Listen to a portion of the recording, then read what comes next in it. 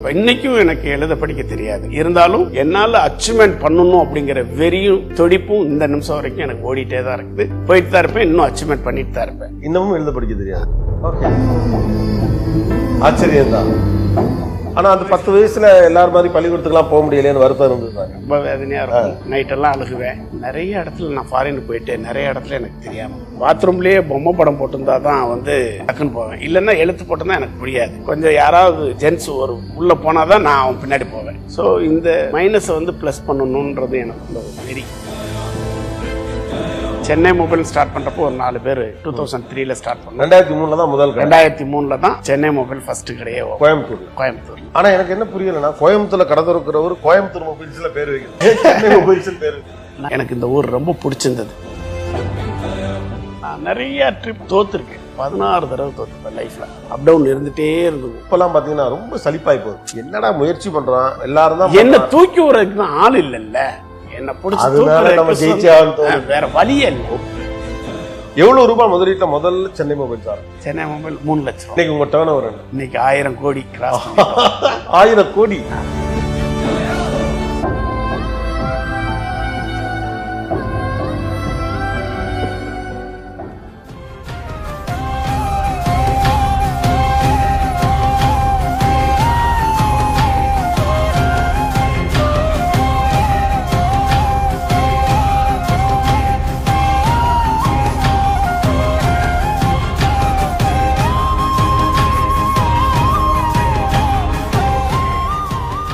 அனைவருக்கும் வணக்கம். Welcome to master inspirers. இன்னைக்கு நம்முடைய மாஸ்டர் இன்ஸ்பைரர்ஸ் கெஸ்ட் யார் அப்படின்னு பார்த்தா, பெரிய அளவுக்கு படிக்க முடியல, 9 வயதுல வேலை செய்ய ஆரம்பித்து இன்றைக்கு ஒரு பெரிய சாம்ராஜ்யத்தை பில்ட் பண்ணியிருக்கிறவர். 1000 கோடி டர்ன் ஓவர் பண்ணக்கூடிய சென்னை மொபைல்ஸ் உடைய ஃபவுண்டர் அண்ட் மேனேஜிங் டைரக்டர் சம்சு அலி. வணக்கம். வணக்கம்.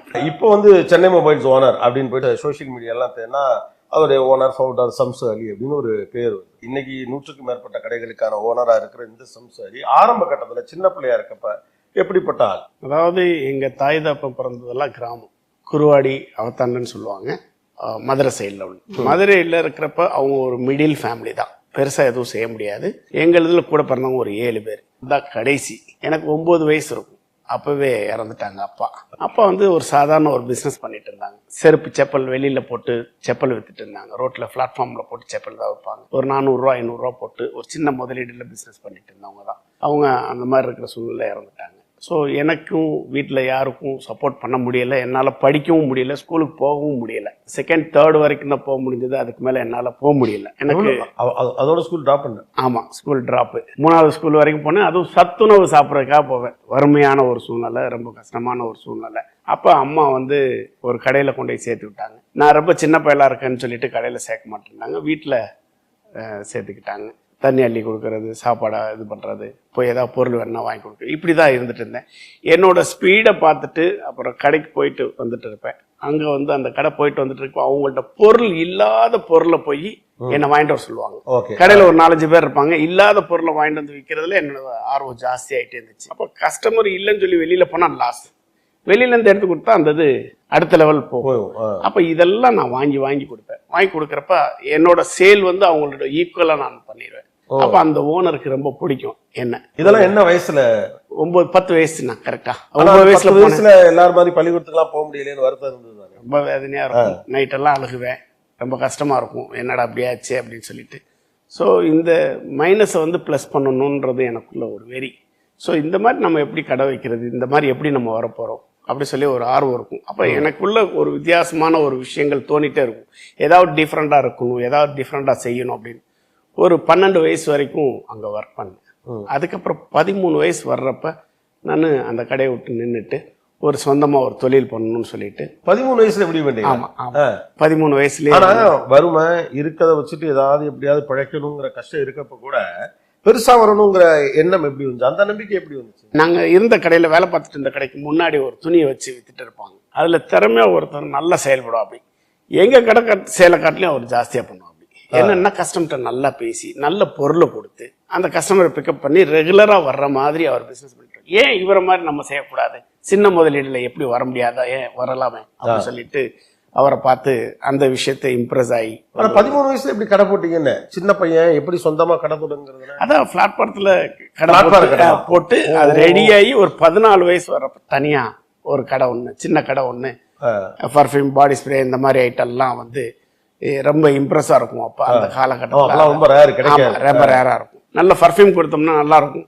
அப்ப அந்த குவாலிட்டி நல்ல பொருள் கொடுக்க ஆரம்பிச்சா கஸ்டமர் திரும்ப வருவாங்கன்றது அது எனக்கு நல்லாவே தெரியும். எங்கேயும் இல்லாத பொருளை கொடுத்தோம்னா அதுக்கு ஒரு நமக்கு ஒரு தனி மரியாதை இருக்கும். அப்படிங்கிறது ஒரு என் கடைக்கு வர்றதுக்கு ஒரு காரணம் இருக்கணும். வாடிக்கையாளர் கண்டிப்பா குவாலிட்டி இருக்கணும், அல்லது வேற எங்கேயும் கிடைக்காதுப்பான்னு இருக்கணும். எஸ், ஒண்ணும் இல்லைனாலும் அந்த பையன் நல்ல பையன்பா, அதுக்காக போகும் இல்ல? இது மாதிரி கண்டிப்பா. எனக்கு நீங்க சொல்லிட்டு இருக்கப்பதான் ஒரு விஷயம் ஞாபகம் வருது. நாம எங்க இருக்கிறோங்கிறது முக்கியம் இல்ல, என்ன ஆகணும்னு நினைக்கிறோங்கிறதா முக்கியம். கண்டிப்பா கண்டிப்பா. சோ படிப்பு கிடையாது, வறுமை, ஆனா ஏதாவது ஒண்ணு பெருசா ஆகணுங்கிற எண்ணம் இருந்தது. கண்டிப்பா. இன்னைக்கும் எனக்கு எழுத படிக்க தெரியாது, இருந்தாலும் என்னால அச்சீவ்மெண்ட் பண்ணணும் அப்படிங்கிற வெறியும் துடிப்பும் இந்த நிமிஷம் வரைக்கும் எனக்கு ஓடிட்டே தான் இருக்குது. போயிட்டு தான் இருப்பேன், இன்னும் அச்சீவ்மெண்ட் பண்ணிட்டு தான் இருப்பேன். இன்னமும் எழுத படிக்க தெரியாது. ஓகே, ஆச்சரியம் தான். ஆனா ஒரு 14 வயசுல சின்னதா கடை போட்டாச்சு. எப்போ வந்து இந்த போன் பிசினஸ்க்குள்ள வரணும் அப்படிங்கிற எண்ணம் வந்து? நான் அதுக்கப்புறம் இந்த எலக்ட்ரானிக் பொருள் விற்கணுன்றது அடுத்தது எனக்கு ஞாபகம். அப்போ அந்த games, calculator, walkman, CD player, அதெல்லாம் ஆமா அந்த டயத்துல தான் அந்த எலக்ட்ரானிக் ஃபீல்டை ஒட்டியே வந்துட்டு இருக்கிறப்ப அந்த 94, 93ல வந்து பேஜர் வந்துச்சு, ஆர்பிஜி பேஜர் சென்னையில.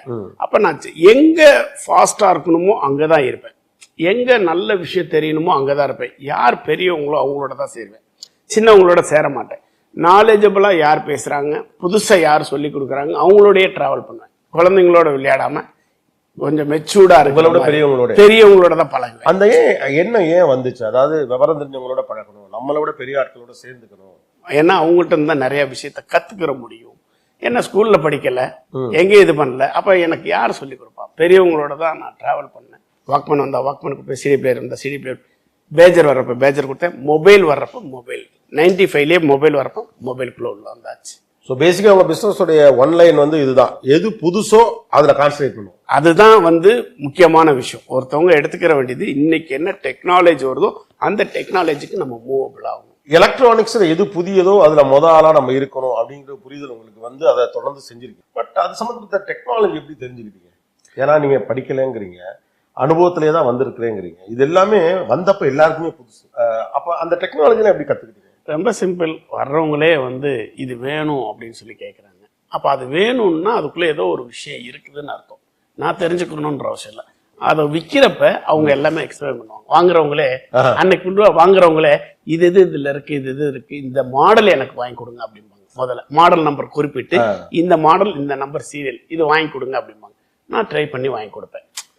தகவலையும் வாடிக்கையாளர்கிட்ட கத்துப்பீங்க. ஆமா. ஸோ கஸ்டமர் வந்து ரொம்ப முக்கியம் அப்படிங்கிறது வந்து எனக்கு திரும்ப திரும்ப கஸ்டமர் மேலே ஃபோக்கஸ் பண்ண. எங்களோட லேபர்ஸ் அன்னைக்கு ஒரு 4 பேர் சேர்ந்தாங்க, இன்னைக்கு ஒரு 1000 பேர் வரைக்கும் இன்னைக்கு நம்ம கம்பெனியில் இருக்கிறாங்க. ஸோ அவங்கள நல்லா பார்த்துக்கிறதுனால எங்கள்கிட்ட ரொம்ப இம்ப்ரெஸ்ஸாக என்னோட குடும்ப ஃபேமிலியில் இருக்கிற மாதிரி இருக்கிறாங்க. இன்னும் நான் 10,000 பேரை அளவுக்கு நான் வளரணும். இப்போ 4 பேர் ஆரம்பத்தில் தொழில் தொடங்கினப்ப எத்தனை பேர் இருந்தாங்க? என் கூட நான் மட்டும் தான் ஃபர்ஸ்ட் வந்தேன். ஒரு 4 பேர் இருக்கிறப்ப ஒரு கடை இருந்தது. சென்னை மொபைல் ஸ்டார்ட் பண்றப்போ ஒரு 4 பேர் 2003ல ஸ்டார்ட் பண்ணோம். 2003ல தான் முதல் 2003ல தான் சென்னை மொபைல் ஃபர்ஸ்ட் கடையே கோயம்புத்தூர்ல. ஆனா எனக்கு என்ன புரியலன்னா, கோயம்புத்தூர்ல கடை திறக்கிறவர் கோயம்புத்தூர் மொபைல்ஸ்ல பேர் வைக்கணும், சென்னை மொபைல்ஸ் பேர் வச்சீங்க. நான் சென்னையில இருந்தேன், மதுரையில பிறந்து வளர்ந்தேன். எனக்கு கொஞ்சம் நல்லா பிசினஸ் பண்ணக்கூடிய டேலண்ட் வந்ததுமே எப்ப நல்லா ஃபாஸ்டா வளர்ந்துட்டு இருக்கும் அந்த ஊர்ல தான் போய் இருக்கணும்னு நினைப்பேன். அப்ப சென்னை தான் எனக்கு ஃபாஸ்ட் க்ரோயிங்ல இருந்தது. அப்போ அந்த சென்னையில் போயிருந்தேன். 10 வருஷம் கிட்டத்துல சென்னையில் இருந்தேன். அங்கேருந்து தான் மறுபடியும் திருப்பி கோயம்புத்தூருக்கு நான் சரக்கு சப்ளை பண்ணிட்டு இருப்பேன். எலக்ட்ரானிக் குட்ஸ் ஃபுல்லாகவே அன்னைக்குள்ள எலக்ட்ரானிக் குட்ஸ் என்னெல்லாம் இருக்கும் கொடுத்துட்டு இருக்கிறப்ப தான் வந்து எனக்கு இந்த ஊர் ரொம்ப பிடிச்சிருந்தது. இந்த ஊர் மக்கள், இந்த தண்ணி, இதெல்லாமே எனக்கு ரொம்ப பிடிச்சிருந்தது. சரி அப்படின்னு சொல்லிட்டு நான் ஷிஃப்ட் ஆனேன் 2003ல. ஸோ அப்போ எனக்கு இந்த கொடுத்த காசெல்லாம் எனக்கு வராமல் போயிடுச்சு. Full loss. ஒரு 2000லாம் பயங்கர மைனஸ் ஆயிடுச்சு. கோயம்புத்தூர் வர்றப்ப -6 லட்ச ரூபா. என்ன பண்ணணும்னு புரியல. ஆனா காசு வரணும், ஒரு 5 லட்ச ரூபா பக்கம் வரணும். நான் நிறைய ட்ரிப் தோத்துருக்கேன். தோத்தது ஒரு தடவை 2 தடவை இல்லை, ஒரு 16 தடவை தோத்துப்பேன் லைஃப்ல. அப் டவுன் இருந்துட்டே இருந்துக்கும். ஒவ்வொரு தடவையும் கத்துக்கணும்னு மேலே ஏறப்பெல்லாம் கீழே விழுந்துருவேன். ஆனால் மறுபடியும் திரும்பி எந்திரிச்சு வேகமாக ஓடுவேன், விட மாட்டேன். ஆனா எப்படி அந்த ஆட்டிடியூட் வருது? இப்ப 2 தடவை 3 தடவை விழுந்தோடனே அட போங்கப்பா அப்படின்னு தான் இருக்கு. அதுவும் இப்பெல்லாம் பாத்தீங்கன்னா ரொம்ப சலிப்பாய் போகுது. என்னடா முயற்சி பண்றோம் எல்லாரும் தான், என்ன தூக்கி விடுறதுக்கு தான் ஆள் இல்லைல்ல, என்ன பிடிச்சி அதனால நம்ம ஜெயிச்சே ஆகணும், வேற வழியே இல்ல. ஓ அப்ப சீக்கிரம் டயர்ட் ஆகறவங்க ஆள் சப்போர்ட் சிஸ்டர் இருக்கு, சப்போர்ட் சிஸ்டர் இருக்கு. இன்னைக்கு எல்லாம் பசங்களுக்கு சப்போர்ட் இருக்கு, எனக்கு தூக்கி விடுறதுக்கு யாருமே இல்ல. நான் தான் எந்திரிக்கும், வேற வழியே இல்ல. எனக்கு ஒரு பெரிய இறைவன் கொடுத்த கிஃப்ட் என்னன்னா, என்ன வறுமையில படைச்சான், எனக்கு யாரும் சப்போர்ட் இல்லை, ஆனா நான் தான் விழுந்து எந்திரிக்கணும். அது என்னோட ஆமா, எப்பவுமே விடாமுயற்சி இருந்துட்டே இருக்கும், பண்ணிட்டே இருப்பேன். தோத்தாலும் ஜெயிச்சாலும் அந்த கான்ஃபிடென்ட்டோட காலையில என்ன பண்ணணுமோ என்ன செய்யணுமோ அந்த ஒர்க்கை கண்டினியூஸா பண்ணிட்டே இருப்பேன். ஆனா ஒரு கட்டத்துல பாக்குறப்ப என்னன்னா, எல்லாருமே சக்சஸ்ஃபுல்லான பிசினஸ் மேன் ஆகணும் அப்படின்னு நினைக்கிறாங்க. ஆனா சில விஷயங்களை கேட்கறப்ப ரொம்ப போர் அடிக்குமா லைஃப் அப்படிங்கிற மாதிரி இருக்கு. கேட்டா ஃப்ரெண்ட்ஸ்ட பேச மாட்டேங்கிறீங்க, சினிமாக்கு போக மாட்டேங்கிறீங்க, வேலை வேலை வேலைன்றது ஒரு மாதிரி டயர்ட் ஆகாது? இல்ல நான் தான் எல்லாமே ஃப்ரீயா பேசிட்டு பசங்களோட பேசிட்டே இருக்கேன். உங்க ஸ்டாஃப்ஸோட எப்பவுமே கண்டினியூஸா தானே இருக்கேன், அவங்களோட ஜாலியா இருக்கேன். வர்ற விசிட்டர்ஸ் வர்றாங்க இல்லையா, அவங்களோட வெரி நாலேஜோட வர்றாங்க, நிறைய படிச்சுட்டு வர்றாங்க. என்கிட்ட பார்க்க வர்றவங்களாம் கிட்டத்தட்ட லேக்ஸ் கணக்கில் சேலரி வாங்குறவங்க, சாதாரண ஃபாரினர்ஸ் வர்றாங்க, எல்லா பேரும் வர்றாங்க. எனக்கு எழுத படிக்க தெரியனால ஒரு நல்லா படித்தவங்கள MBA படித்தவங்கலாம் நிறைய பேர் இருக்காங்க நம்ம கம்பெனியில். இவங்கெல்லாம் எனக்கு எக்ஸ்பிளைன் பண்ணிடுவாங்க, இவங்க இதை சொல்கிறாங்க, இதை நம்ம நல்ல விஷயத்தெல்லாம் எடுத்துக்கணும், கெட்ட விஷயத்த விட்டுருவேன். அவங்க சொல்கிறத ரீட் பண்ணி எடுத்துக்கிடுவேன். வர்றாங்க, இந்த நாட்டில் எப்படி இருக்குது, இந்த நாட்டில் எப்படி இருக்குது, இந்த ஊரில் எப்படி இருக்குது, இவங்கெல்லாம் இப்படி வளர்ந்துட்டு இருக்கிறாங்க, இந்த கடையெல்லாம் வந்து வளர்ந்துட்டு இருக்கு, இந்த ஏரியாவில் இந்த பொருளை வைக்கிறனால இந்த கடையில் ஒரு மாற்றம் இருக்குது அப்படின்னு இமிடியட்லி நல்ல விஷயத்தெல்லாம் உள்ள எடுத்து வச்சுட்டு ஒர்க் பண்ண ஆரம்பிச்சேன். ஏன்னா அது ஒரு பெரிய அசெட்னு நினைக்கிறேன். இப்போ இது மாதிரி நிறைய பிஸ்னஸ்மேன்ஸ் இந்த மாதிரி இந்த மாஸ்டர் ஸ்பேஸ் எல்லாம் மீட் பண்றப்ப எனக்கு தோன்றதுன்னா, நல்ல விஷயம் கிடைக்கிறப்ப படக்குன்னு எடுத்து வச்சுக்கணும். ஏன்னா அதோட வேல்யூ தெரிஞ்சவங்க அதை எடுத்து வச்சுக்கிறாங்க, மற்றவங்க கடந்து போயிடுறாங்க. உண்மையான விஷயம், காசு பணம்லாம் நம்ம செலவு பண்ணிடுவோம், நல்ல விஷயம் கண்டிப்பா நம்மளோட அசெட். ஒரு கடையின் முதலாளி அப்படின்னு வச்சுக்கோங்க, அவருடைய வாடிக்கையாளர் எப்படி பார்க்கணும்? மெயின் வந்து நிறைய ஒவ்வொரு கஸ்டமர் ஒவ்வொரு விதத்துல வருவாங்க. சில பேர் காசு பார்க்க மாட்டாங்க, புது புது கலெக்ஷன்ஸ் இவங்கள்ட்ட இருக்கா, எங்கேயும் இல்லாத மாடல் இவங்க தர்றாங்களா அப்படின்னு பார்க்குற ஒரு கஸ்டமர் இருக்காங்க, அவங்கள ஃபீல் பண்ணணும். சில பேர் ப்ரைஸ் மட்டும் கேட்டோம், வித்தலக்கத்தில் கம்மியாக இருக்குது, உங்கள்கிட்ட வந்து கம்மியாக இருக்கா இல்லை ஒரு வேளை கூட இருக்கா, அப்போ அவங்களுக்கு தகுந்த மாதிரி ப்ரைஸ் மித்த இடத்த காட்டிலையும் நம்ம கம்மியாக கொடுக்கணும். இப்போ ஆன்லைனை காட்டிலையும் நான் கம்மியாக கொடுக்கறனால தான் என்கிட்ட கஸ்டமர் இருக்காங்க. எனக்கு இது ஒரு கேள்வி இருக்குது, ஆன்லைன்ல தான் இருக்கிறதே விலை கம்மி அப்படிங்கிறாங்க. ஏன்னா அவங்களுக்கு வந்து ஸ்டோர் வச்சுக்க வேண்டியதில்லை, வெறும் வேர் ஹவுஸ்லேருந்து எடுத்து தராங்க. ஸோ ஆன்லைன் வந்து எல்லா பிஸ்னஸையும் அடிச்சிச்சு அப்படின்னு சொல்றாங்க. ஆன்லைனை விட கம்மியாக கொடுக்குறேன், அப்புறம் வந்து எல்லாவற்றையும் விட கம்மியாக கொடுக்குறேன்னா பொருளோட விலை தான் என்ன, எப்படி உங்களால கம்மியாக கொடுக்க முடியும்? எல்லா பேருமே ஒரு 10% 12% தான் வச்சு ஆப்ரேட் பண்றாங்க இல்லைங்களா. இப்போ எங்களுக்கு டர்ன் ஓவர் ஜாஸ்தியாக இருக்கனால எனக்கு ஒரு 3% 4% கிடைச்சா கூட கஸ்டமரை நான் தக்காச்சுக்குவேன். அவங்களுக்கு ஆன்லைனுக்கு வந்து அந்த கொரியர் பண்ணி அது செலவு பண்ணி இங்கே வந்து சேர்றப்ப எல்லா எக்ஸ்பென்ஸும் சேர்ந்து 7-8% ஆகிப்போம். இப்போ அந்த இதை எனக்கு கம்மியாக கொடுத்தோன்னா கூட அது எனக்கு கஸ்டமருக்கு வந்து ரீச்சபிள் ஆகிடும். ஒரு பொருள் 10,000 ரூபான்னா ஒரு 300 ரூபா ஆன்லைனை காட்டில் நான் கம்மியாக கொடுத்தேன்னா அந்த கஸ்டமர் என்கிட்ட தான் இருப்பாங்க. அப்போ உங்களுக்கு நட்டம் வராதா? வராது, எனக்கு 3% 4% போதுமே, வால்யூம் ஜாஸ்தியாக பண்ணுறேன்ல. ஓகே, வால்யூமை ஜாஸ்தியா பண்றப்ப இங்க மார்ஜினை குறைச்சிக்கலாம், கம்மி பண்ணிக்கலாம். ஆனா இப்ப இப்படி ஒரு கணக்கு வச்சுப்போம், இப்ப சின்ன கடைகள் அப்ப இந்த உங்களோட போட்டிக்கு வர முடியாது, அவங்க மாட்டிக்க மாட்டாங்களா? பண்ண முடியும், அவங்களுக்கும் அந்த சின்ன மார்ஜினில் தான் போகும். அவங்களுக்கு வந்து டைரக்டா அவங்க ஓனரா இருக்கிறப்ப அவங்களுக்கு இந்த சர்வீஸு இதெல்லாம் எடுத்து அவங்க மேக்கப் பண்ணிக்கிடுவாங்க. சர்வீஸ் இருக்கும், ஆக்சசரிஸ் இருக்கும், இதெல்லாம் வச்சு கொஞ்சம் கொஞ்சம் பேலன்ஸ் பண்ணிக்கிடுவாங்க. ஏன்னா அவங்களுக்கு ஓனரும் அவங்க தானே, அவங்க குறைச்சிக்கிறாங்க. எதுக்கு கேட்கிறேன், இப்ப நீங்க ஒரு பெரிய பிளேயர்ஸ்னு சில பேர் வந்துட்டீங்க, நீங்க ஆரம்பத்தில் நீங்களும் சின்னவங்க தான், அப்புறம் படிப்படியா வந்து உழைச்சு வந்தாச்சுன்னு வச்சுக்கோங்க. ஆனா இப்ப நான் வந்து ஒரு போன் வாங்கினாலே டக்குன்னு ஒரு 4-5 கடைகள் தான் மேக்ஸிமம் ஞாபகத்துக்கு வரும். ஏன்னா அவங்க நிறைய கடை வச்சிருப்பாங்க, நிறைய இடத்துல வேற இருப்பாங்க, எல்லா அவைலபிலிட்டிஸ் இருக்கு. ஆனா அங்கங்க சின்ன சின்ன கடைகள் வச்சிருக்காங்கல்ல, இவர்களுக்கு ஒரு நெருக்கடி வருது. ஆனா இவங்க எப்படி பிசினஸ் பண்ணி வளருது அப்படிங்கிறதையும் உங்களால சொல்ல முடியுமா? இப்ப நான் சின்ன கடை வச்சிருக்கேன், என்னால வந்து ரொம்பவும் மார்ஜினை குறைச்சா நான் சக்சஸ்ஃபுல்லா இருக்க முடியாது. அப்ப நான் வேற எதன் வழியாக செலவு குறைக்கணும்? அதான் அவங்களோட ஓன் கடையில் அவங்களே முதலாளியா இருக்கிறாங்க, அது அவங்களுக்கு ஒரு லாபம். சின்ன கடையா இருக்குனால அட்வான்ஸ் வாடகை கம்மி, அது அவங்களுக்கு ப்ராஃபிட்டபிள். வர்ற கஸ்டமரை கடைசி மட்டுக்கும் போராடி வீட்டில் போய் கொடுக்குற வரைக்கும் அவங்க சர்வீஸ் பண்ணுறாங்க அப்படின்னா அதெல்லாம் அவங்களுக்கு ரிட்டர்னாக அவங்களுக்கு வந்துட்டே இருப்பாங்க. இதெல்லாம் அவங்களுக்கு ஒரு பெரிய அட்வான்டேஜாக இருக்கும். ஸோ பெரிய கடைகள் வந்துருச்சுன்னு ஆகவே தேவையில்லை. கஸ்டமர் வர்றப்பவே அந்தந்த இடத்துல வாங்கணும் அப்படின்னு சொல்லி இருக்கிறவங்க இருக்காங்க, ரெகுலராக கஸ்டமர் அட்டன் பண்ணுறவங்க இருக்காங்க, இவர் என்கிட்ட நல்லா பேசுவார், என்கிட்ட நல்ல ரிலேஷன்ஷிப் இருக்குது அப்படின்றவங்களும் அவங்க. ஸோ சிறுகடை முதலாளிகள் வாடிக்கையாளர்களை தக்க வச்சுக்கிறதுக்கு முக்கியத்துவம் கொடுக்கணும். எஸ், கண்டிப்பா முக்கியம். டெக்னாலஜி ஓரியன்ட் பிசினஸ் அப்படின்னு வந்தாச்சு.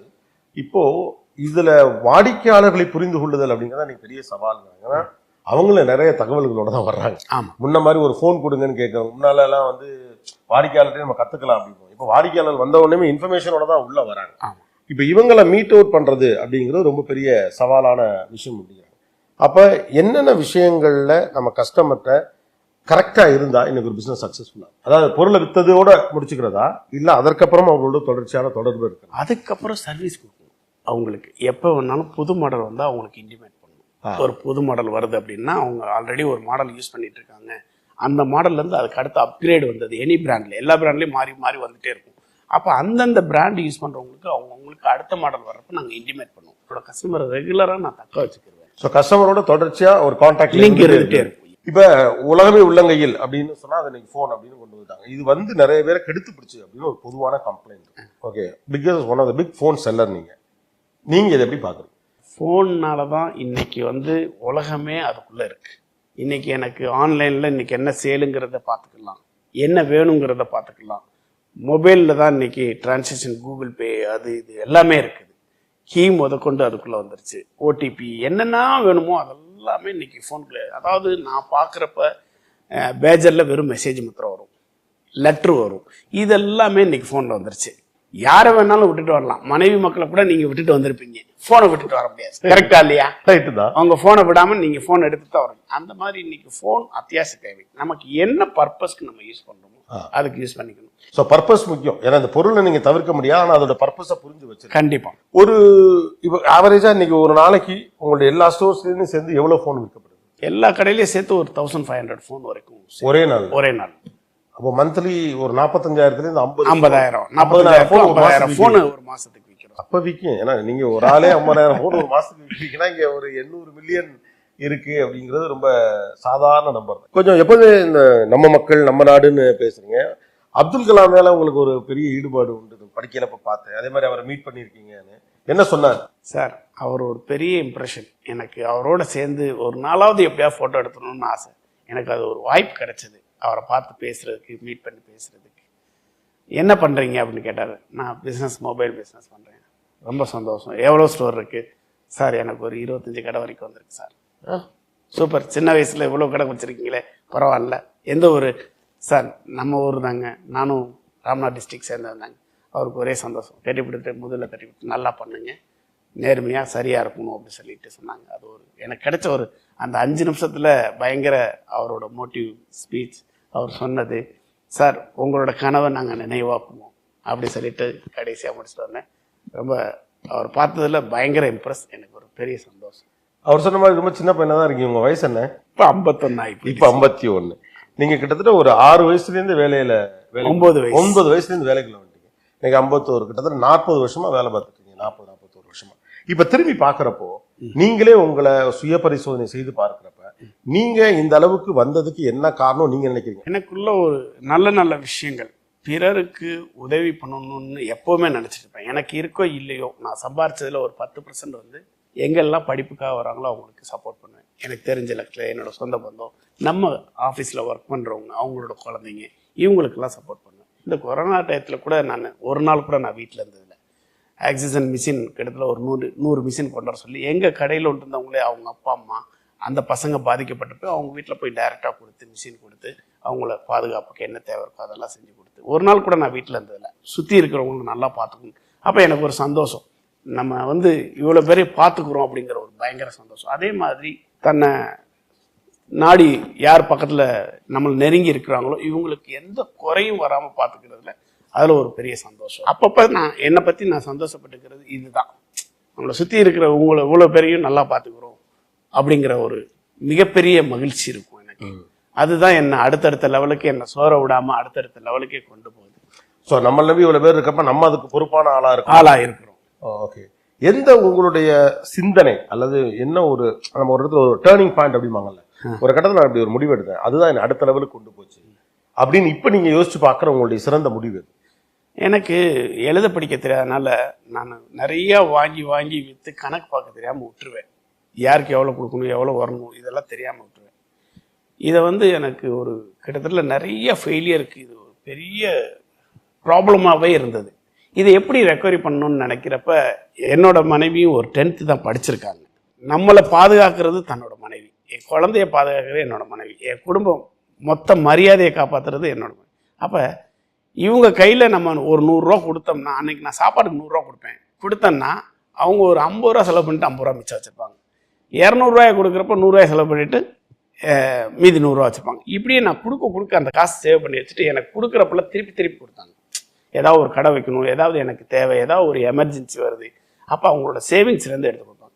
அப்போ நம்ம இவ்வளோ பிஸ்னஸ் பண்ணுறோம், நம்மள்கிட்ட வந்து நம்ம இன்னொருத்தவங்கள்ட்ட சின்ன காசு கொடுக்குறவங்கள்ட்ட போய் திருப்பி வாங்குறோமே, ஏன் அவங்கள இதுக்குள்ளே கொண்டு வரக்கூடாது அப்படின்னு சொல்லி என்னோட மனைவிட்டு நான் வந்து என்னோட மைனஸ் இதாக இருக்குது, நீ வா அக்கௌண்ட்ஸ் பாரு அப்படின்னு சொல்லி அக்கௌண்ட்ஸுக்கு வீட்லேருந்து ஆள் கொண்டாந்து தெரிய அவங்கள கூட்டிகிட்டு வந்ததுக்கப்புறம் என்னோட லைஃப் டோட்டலாகவே சேஞ்ச் ஆச்சு. அவங்க ஒரு 15 கடை இருக்கிறப்ப உள்ளே வந்தாங்க. உள்ளே வந்துட்டு இன்னைக்கு ஒரு 100 கடைக்கு மேலே கொண்டு போயிருக்கோம் அப்படின்னா அதுக்கெல்லாம் அவங்க ஒரு முக்கியமான காரணம். ஏன்னா அக்கௌண்ட்ஸ் ஃபுல்லாகவே வரவு செலவு 100 ரூபா கூட இருந்துச்சுன்னா கூட அவங்களுக்கு அனுப்பிச்சி விட்ருவாங்க. 10 ரூபா கம்மியாக இருந்தால் கூட கேட்டு வாங்கிடுவாங்க. ஸோ வரவு செலவுங்கிறது 100% தெளிவாக இருக்கிறப்ப அவங்களோட வளர்ச்சி மாற்றம் வேற மாதிரி இருக்கும். எனக்கு அவங்க கிடைச்சது அந்த கணக்கு வழக்கெல்லாம் சரியாக பேக் போன் மாதிரி முதுகெலும்பு மாதிரி நின்று பார்த்துக்கிட்டது.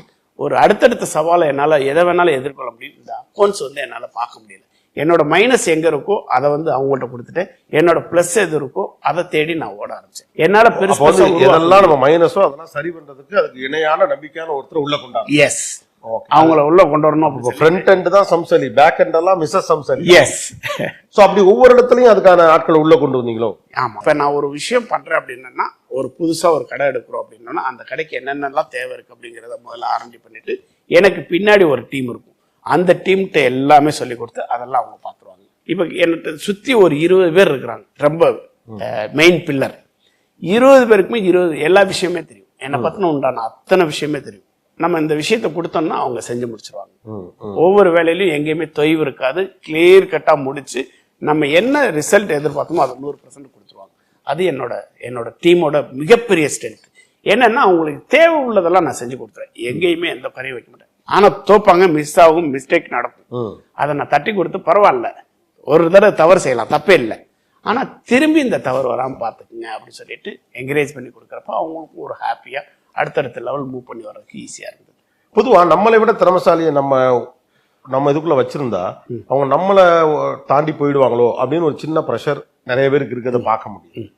அது தேவையா இல்லை பயப்படக்கூடாது? அது பயப்படவே கூடாது. அவங்கவுங்களுக்கு இறைவன் என்னென்ன நாடு. இப்போ நான் வேலை பார்த்தேன், எனக்கு என் திறமை இருக்கு, நான் வெளியில வரணும்னு நினைச்சா வந்துட்டேன், ஒன்றும் பிரச்சனை இல்லை. நம்மகிட்ட இருந்து போறவங்க நிறைய பேர், இன்னைக்கு ஏகப்பட்ட பேர், கிட்டத்தட்ட இன்னைக்கு ஒரு 700-800 பேர் நம்மகிட்ட இருந்து நின்னவங்க சொந்தமா கடை வச்சு இன்னைக்கு நல்லா இருக்கிறாங்க. அவங்க கடை ஓப்பனிங்க்கு என்ன கூப்பிடுவாங்க, நான் போய் ஓப்பன் பண்ணி வச்சுட்டு வந்திருக்கேன். ஆனா அவங்க லாஸ் இல்லையா? எப்படி லாஸ்? அவங்க நல்லா இருந்தா தானே நாம நல்லா இருக்க முடியும். நம்மகிட்ட இருந்தவங்க நமக்காக உழைச்சாங்க, நம்ம கூடயே டிராவல் பண்ணாங்க. அன்னைக்கெல்லாம் அவங்களோட உழைப்பு தேவை இருக்கு. இன்னைக்கு அவங்க தனியா போய் செய்யறப்ப ஏன் நமக்கு அவங்க தேவை? அப்ப இதுக்கு யோசிக்க கூடாது. அப்ப நல்ல ஆளுகளை கூட வச்சுக்கணும். எஸ், அவன் போனாலும் பரவாயில்ல, அடுத்து ஒரு நல்ல ஆளு உள்ள. அதே மாதிரி இன்னும் அவனுக்கு பெஸ்டா இன்னொருத்த வருவான், அந்த நம்பிக்கை வைக்கணும். ஒரு லேபர் போயிட்டாங்க அப்படி சொல்லி நீ வருத்தப்பட்டா நீ ஓனராகவே இருக்கக்கூடாது. யாரு இருந்தாலும் இல்லைன்னாலும் அந்த பிசினஸ் நடக்கும். அதை எப்படி பில்ட் பண்றது? யாரு இல்லாட்டியும் வேலை நடக்கணுங்கிறது அந்த best business model. Yes, system have to take care even the system fails அப்படின்னு சொல்லுவாங்க. அதாவது அங்க இருக்கக்கூடிய அந்த நாம் உருவாக்கி வைத்திருக்கக்கூடிய இந்த கட்டமைப்பு இருக்குல்ல, அந்த கட்டமைப்பு ஃபெயிலியர் ஆனாலே அந்த கட்டமைப்பு வேலை பார்க்கக்கூடிய அளவுக்கு அதை நம்ம சரி பண்ணி வச்சிருக்கணும் அப்படின்னு சொல்றாங்க. அதை எப்படி உருவாக்குறீங்க? அதுதான் எல்லாருக்கும் முடியாத காரியமா இருக்கு. ஒரு 5 பேர் 10 பேர் 20 பேர் இருந்தாலே ஹேண்டில் பண்ண முடியல. 1000 பேர் 100 ஸ்டோரு, கோயம்புத்தூர்ல உட்காந்துட்டு சென்னையில கடை வச்சிருக்கீங்க, கேரளாவில் எங்கெங்கயோ, எப்படி அதை நிர்வாகம் பண்றீங்க? அதுதான் நிறையவே தெரிஞ்சுக்க. ஒரு 10 பேர் உள்ள வரான்னாக்கா ஒரு 4-5 பேர் வெளியில போவாதான் செய்வாங்க. அதெல்லாம் ஒன்றும் பண்ண முடியாது, தடுக்கவே முடியாது. ஏன் போறாங்க, எதுக்கு போறாங்கன்னா ஒரு சின்ன சின்ன ரீசன் இருக்கும், அதுக்காக போவாங்க. இன்னைக்கு எனக்கு தெரிஞ்ச விஷயத்த என்னோட பசங்களுக்கு எல்லாம் ஷேர் பண்ணிடுவேன். நான் இருந்தாலும் இல்லாட்டினாலும் இந்த வேலை நடக்கும். நான் இருந்தாதான் இந்த வேலை நடக்குது அப்படின்னா என்னோட கான்செப்டே ஃபெயிலியர். அலி இன்னைக்கு இருக்கிறேன், நாளைக்கு இல்லை, நாளைக்கு காலையில இல்லை. இந்த சென்னை மொபைல் இருக்கும், இதை நம்பி இருந்த 2000 குடும்பம் இருக்கும். அதுக்கு உண்டான ஒர்க்கு நான் அதை தான் எதிர்பார்த்துட்டு இருப்பேன். என்னாலதான் இதை செய்ய முடியுங்கிறது தலக்கணும், என்னால மட்டும்தான் முடியுங்கிறது என்னோட நம்பிக்கை. ஸோ தன்னம்பிக்கைக்கும் தலக்கணத்துக்கும் நூலளவு வித்தியாசம்னு சொல்லுவோம் அப்படி ஒரு படத்துல. அந்த மாதிரி நம்ம மேல வச்சிருக்க நம்பிக்கை, நம்ம கொடுக்குற நம்பிக்கை, நம்ம கொடுக்குற டீம் சுத்தி இருக்காங்க இல்லையா, அவங்களுக்கு நம்பிக்கையை கொடுக்கணும். உன்னால முடியும், செய்ய முடியும், நீ செய். அப்போ அதை செஞ்சு ஆட்டோமேட்டிக்கா அந்த மெச்சூர்டுக்கு வந்துடுவாங்க. இப்போ எங்கள்கிட்ட இருக்கிற பழைய டீம் 3 வருஷம் 4 வருஷம் 5 வருஷம் 10 வருஷம் 20 வருஷம் இருக்கிறவங்க எல்லாம் இருக்கிறாங்க. இவங்கெல்லாம் என்ன பண்ணுவாங்கன்னா ட்ரைனிங் கொடுத்துட்டே இருப்பாங்க. கம்பெனியோட கல்ச்சர் சொல்லி கொடுத்துட்டே இருப்பாங்க. நீ இப்படி கரெக்டா இருந்தனா நீ அடுத்த ஸ்டேஜ் வருவ, நீ கரெக்டா. அப்ப எங்க கம்பெனில உள்ள ஆளுதான் நான் அடுத்தடுத்த ஸ்டேஜுக்கு மாத்துவேனே தவிர்த்துட்டு புதுசா யாரையாவது கொண்டு வந்து உள்ள விட மாட்டேன். ஏன்னா இவ்வளவு நாள் இங்க இருந்தவருக்கான மரியாதை அவங்களுக்கு தான் மரியாதை கொடுக்கணும். நம்மள்ட்ட இருந்தவங்க, நம்ம லாங்கா இருந்தவங்களுக்கு தான் ரெஸ்பெக்ட் கொடுக்கணும். ஆல்ரெடி நம்ம இருந்தவங்களுக்கு தான் தெரியும் இந்த கம்பெனி அன்பால பாசத்தால ரிலேஷன்ஷிப்ல போயிட்டு இருக்கு, கரெக்டா போயிட்டு இருக்கு அப்படிங்கிறது வந்து இருக்கிறவங்களுக்கு தான் தெரியும். அப்ப இருக்கிறவங்களுக்கு தான் கடை ஸ்டோர் மேனேஜர் வந்து ஏஎஸ்எம் ஆக்கும், ஏஎஸ்எம்ல இருந்து அரசம் ஆக்கும், அரசம் இப்ப கூட்டிட்டு எல்லாருக்கும் தலைவரா வெளியில இருந்து திடீர்னு ஒருத்தர் கொண்டாடல. சோ ஒரு பிசினஸ் எக்ஸ்பான்ஷன் நடக்கிறப்ப அதற்கான சரியான நபர்கள் அங்க பொருத்தணும். எல்லாத்தையும் நாமளும் செய்யணும்னு நினைக்கிறேன். நாமளே செய்யணும்னு நினைச்சா அது மடத்தனமான விஷயம். அவங்கவுங்களுக்கு எல்லாத்துக்கும் கத்துக் கொடுக்கணும். இதை கத்துக் கொடுத்துட்டா வெளியில போயிருவாங்களேன்ற பயம் 100% வரக்கூடாது. நீங்க எவ்வளவு பேரை வேணாலும் உருவாக்கலாம். நீங்க படிக்கல, ஆனா படிக்கலைங்கிற ஏக்கம் இருக்கு. சோ உங்க பிள்ளைகளை என்னவா உருவாக்கி இருக்கீங்க? அவங்களை என்ன லைனுக்கு கொண்டு வந்தீங்க? எனக்கு 3 குழந்தைங்க, 2 பையன், 1 பொண்ணு, கடைசி பொண்ணு. ஃபர்ஸ்ட் பையன் அசார், அவர் இன்னைக்கு நல்லா லண்டன்ல படிக்க வச்சேன். படிச்சு முடிச்சுட்டு MBA முடிச்சு அப்படி முடிச்சுட்டு வந்து இன்னைக்கு கோயம்புத்தூர் HO என்னோட ஆஃபீஸ்க்கே வந்துட்டா. அப்படி அவருக்கும் அடிப்படையில என்னென்ன தேவை இருக்கும், அவர் இந்த கீழே ஒர்க் பண்றவங்க எப்படி இருக்கணும்ன்றத பார்த்துட்டு அவரும் கீழ் பேசிக்ல இருந்து படிச்சுட்டு இருக்கிறப்ப அங்க சின்ன சின்ன வேலைக்கெல்லாம் போய் அதெல்லாம் நிறைய விஷயங்களை கத்துட்டு எப்படி பேலன்ஸ் பண்ணணும், மெயின்டைன் பண்ணணும், ஆளுங்களோட எப்படி இருக்கணும், அதை அவன் உணரணும் இல்லையா. வேலைக்கு போனா என்னென்ன கஷ்டம் நஷ்டம் இருக்கு அதெல்லாம் அவர் தெரிஞ்சுட்டு இங்க வந்து இங்க இப்ப நல்லா பண்ணிக்கிட்டு இருக்கா. அப்படி என் கூட வந்து பயங்கர சப்போர்ட்டா இருக்கிறா. அப்படி மித்தவங்களோட கோஆர்டினேட் ஈஸியா பண்ணிக்கிறா. அப்படி ஏன்னா ஆல்ரெடி அவனுக்கு அந்த பாண்டிங்லேயே ஊர்னனால உங்களோட கோஆபரேட் பண்றதுக்கு ரொம்ப ஈஸியா இருக்கு, ரொம்ப சப்போர்ட்டாவும் இருக்கு. அப்படி ஓகே. சோ பிள்ளைங்கலாம் படிக்க வச்சு நல்லா படிச்சு. ஆமா இன்னொரு பையன் உடனே உள்ளவெல்லாம் கூப்பிடல, படிச்சுட்டு வா, படிச்சு முடிச்சுட்டு குழந்தைங்க. ஏன்னா படிப்புக்கு ரொம்ப இம்பார்ட்டன்ட். ஏன்னா நான் அதனால எவ்வளவு கஷ்டப்படுறேன்றது எனக்கு தெரியும். இன்னைக்கு அவர் வந்து பேக்கெண்ட்ல உட்காந்துட்டு ஸ்கீம் பேசுறதும் சரி, ஃபாரினர்ஸ்ட பேசுறது சரி, இப்ப எனக்கு ரொம்ப ஈஸி ஆயிடுச்சு இல்லையா. இப்ப அவர் வந்தா எல்லாரோடையும் இங்கிலீஷ் பேசுறது, எல்லா லாங்குவேஜும் பேசுவாங்க. நீங்க தேவரமான சிவாஜி கணேசன் இங்கிலீஷ் பேச எங்கிட்ட ஆள் இருக்குல்ல. படிக்காம ஜெயிச்சிருந்தாலும் படிப்பு ரொம்ப முக்கியம் தான். ரொம்ப முக்கியம், ரொம்ப ரொம்ப முக்கியம். அது படிக்காம ஜெயிச்சவங்க பேசுறப்ப சில பேர் என்ன நினைச்சுக்கிறாங்கன்னா நம்மள அவர் மாதிரி படிக்காம ஜெயிச்சுக்கலாம். ஆனா படிக்காம ஜெயிச்சவங்க தான் படிக்க வைக்கிறாங்க முதல்ல. ஏன்னா நிறைய இடத்துல நான் ஃபாரின் போயிட்டு நிறைய இடத்துல எனக்கு தெரியாம பாத்ரூம்லயே பொம்மை படம் போட்டிருந்தா தான் வந்து டக்குன்னு போவேன், இல்லைன்னா எழுத்து போட்டிருந்தா எனக்கு புரியாது. கொஞ்சம் யாராவது ஜென்ஸ் ஒரு உள்ள போனாதான் நான் அவன் பின்னாடி போவேன். நான் எவ்வளவு வேதனைப்படுறேன், எவ்வளவு இடத்துல மைனஸா இருக்காது. ஒரு 2 இம்பார்ட்டன்ட் திங் சொல்ல முடியுமா? ஏன்னா உங்களை மாதிரி இப்போ ஐடி துறை வழியாக மேலே வருகிறவர்கள் உங்களை நிறைய ஸ்டார்ட் அப்ஸ்லாம் உருவாக்குறாங்க. அது ஒரு ப்ரொஃபைல் இருக்குன்னா இந்த மாதிரி ஒரு பெரிய எண்ணிக்கையிலானவர்கள் இருக்காங்க. அதாவது நகர்ப்புறங்களை தாண்டி சிறு நகரங்கள்ல ஒரு சின்ன கடை வைக்கணும். ஏன்னா நம்மகிட்ட அவ்வளவுதான் முதலீடு இருக்கும். சின்னதாக ஒரு கடன் வாங்குவோம், சின்ன முதலீடு இருக்கும், அம்மா வந்து வளையல கட்டி கொடுப்பாங்க, ஒரு சின்ன கடை வச்சு பொழைச்சிப்போம் அப்படின்னு. அப்படி இருக்கவங்களுடைய எண்ணிக்கை ரொம்ப அதிகம். அவங்களுக்கு கல்வியிலையும் கூட அவங்க பெரிய அளவு சக்சஸ்ஃபுல்லா இருக்க வாய்ப்பு இல்லை. இவர்கள் முன்னேறி வரணும்னா அவங்க என்னென்ன விஷயங்களை செஞ்சா முன்னேறி வரலாம்? நிறைய ட்ரிப் நான் தோத்து வாழ்க்கையில ஃபெயிலியர் ஆகி வந்து ஏறி இப்ப கடைசியா நான் வாங்கி கொடுத்த நகை அம்மாட்ட இருந்தது, ஒரு 3 பவுன் நகை. அது கடைசி என்கிட்ட எல்லா காசும் முடிஞ்சு கடைசி காசு என்கிட்ட இல்லை. அந்த டயத்துல அம்மாட்ட சொல்றப்போ வந்து அவங்க வச்சிருந்த ஒரு 3 பவுனை கொடுத்தாங்க. அதை விற்று தான் மறுபடியும் கோயம்புத்தூருக்கு ஸ்டாக்கு கொண்டு வந்து கொடுத்து அந்த காசை வச்சு தான் அப்படியே கொஞ்சம் கொஞ்சமாக ட்ராவல் பண்ணேன். அப்போ கொடுக்குறப்ப அந்த கடையும் மைனஸில் பூட்டிட்டாங்க. அப்போ எதனால போச்சு அப்படின்னு பார்க்குறப்ப அவர் லாஸு பல வருஷமாக வச்சுருந்து சரியாக பார்க்காதனால கடை மெயின் ரோட்டில் இருக்குது, ஹாட் கேக்கில் இருக்குது. அவர் கொடுக்கல் வாங்கல் சரியில்லாதனால அந்த கடை போச்சு. அப்போ அந்த யார் பூட்டிட்டு சாவி வச்சுருந்தாங்களோ அவங்கள்ட்ட போய் உட்காந்து பேசி, ஆனால் என் காசு கடைசி காசு இதுதான், அம்மாட்ட வாங்கி கொடுத்துருந்தது 3 பவுன் நகை தான் இருந்தது. அது வாங்கி அடமானம் வச்சு 10,000 ரூபா தான், அன்னைக்குள்ள காலகட்டத்துக்கு 10,000 ரூபா தான் அடமானம் வச்சு வந்த காசு. இதுதான் இருந்தது. இதை போட்டு அந்த காசு மொத்த காசு அங்கே போய் பிளாக் ஆயிடுச்சு. இவர் பூட்டிட்டு சாவி எடுத்துட்டு வந்தீங்க. சரி நான் சாவி தர்றேன், என் கடனை 6 லட்ச ரூபா கடன் இருக்கு, எப்படி அடைப்பேன் அப்படின்னு. நான் அடைக்கிறேன் அப்படின்னு சொல்லிட்டு அந்த சின்ன கடையில் ஸ்டார்ட் பண்ணோம். காந்திபுரம் சிக்னலில் கார்னரில் ஒரு கடை, அந்த கடையில் ட்ராவல் பண்ணுறப்ப காலையில் 6 மணிக்கெல்லாம் வந்து கடை வந்துடுவேன். ஏர்லி மார்னிங் 6 மணிக்கெல்லாம் நான் வந்து கடை வந்துடுவேன். நைட்டு 11:30 ஆகிடும் நான் கடை அடைக்கிறதுக்கு. டே நைட்டு விடாமல் நான் தான் கூட்டுவேன், நான் தான் கஸ்டமர் அட்டன் பண்ணுவேன், நான் தான் பர்ச்சேஸ்க்கு போவேன், எல்லா விஷயமும் நானே பண்ணிட்டேன். இது ஒரு 3 வருஷம் ஹார்ட் ஒர்க் பண்ணேன், நல்லா சிவியர் ஹார்டு. 2000லேருந்து 2003 வரைக்கும் ரொம்ப ஹார்ட் ஒர்க் பண்ணி அவருக்கு தேவையுள்ள கடன் எல்லாம் அடைச்சி, அவரோட டோட்டல் கடன் அடைச்சி, என்னோட கடன் அடைச்சி, நான் ஒரு கடை வைக்கிற அளவுக்கு காசு சம்பாரிச்சிட்டு வந்து சென்னை மொபைல் சொல்லி ஸ்டார்ட் பண்ணேன். அப்போ எல்லாராலையுமே சின்ன அமௌண்ட்லேருந்து ஒரு நல்லா வளர முடியும். என்னன்னா ரொம்ப கான்ஃபிடண்ட்டாக இருக்கணும். ஒரு விஷயத்த செஞ்சால் அதை அப்போ தான் ஃப்ரெண்ட்ஸை கட் பண்ணேன். அப்போ தான் எங்கெங்கெல்லாம் வெளியில் சுற்றக்கூடாதோ, எந்தெந்த காசெல்லாம் வேஸ்டேஜ் ஆகுதோ அந்த காசெல்லாம் தூக்கி பிஸ்னஸ்குள்ளே உள்ள போட்டேன். அப்போ என்னோட நல்ல ட்ரெஸ் எடுக்கிறதுக்கு விரும்பலை, பைக் வாங்கணும்னு விரும்பலை, வீடு வாங்கணும்னு விரும்பலை, ஒரு மோதிரம் வாங்கணும், செயின் வாங்கணும்னு விரும்பலை, ஒரு ட்ரெஸ் நல்லது கெட்டதுக்கு போகணும்னு விரும்பலை. 3 வருஷம் கடுமையாக நான் ஒர்க் பண்ணேன். அந்த கடுமையான ஒர்க்கு நிறைய விஷயங்களை எனக்குள்ள புரிய வந்தது. அதுக்கப்புறம் தான் எனக்கு ஒரு மாற்றமே வந்துச்சு. ஸோ நம்பிக்கையை விடவே கூடாது, தொடர்ச்சியாக கடுமையாக உழைக்கும். எஸ். எனக்கும் வந்து நான் 10,000 வச்சுட்டு கடைசியில் ஒரு 1 லட்ச ரூபா வட்டிக்கு வாங்கி தான் நான் பிஸ்னஸ் ஸ்டார்ட் பண்ணேன். வாங்குறப்ப 100 நாளில் கேட்டேன், ஒரு நாள் கூட லேட் பண்ணல. என்னை நம்பி கொடுத்த சரக்கு கொடுத்தவங்களும் அவங்களுக்கு கரெக்டாக காசு கொடுத்தேன். எங்கேயுமே எந்த ஃபால்ட்டு கம்ப்ளைண்ட்டும் கிடையாது.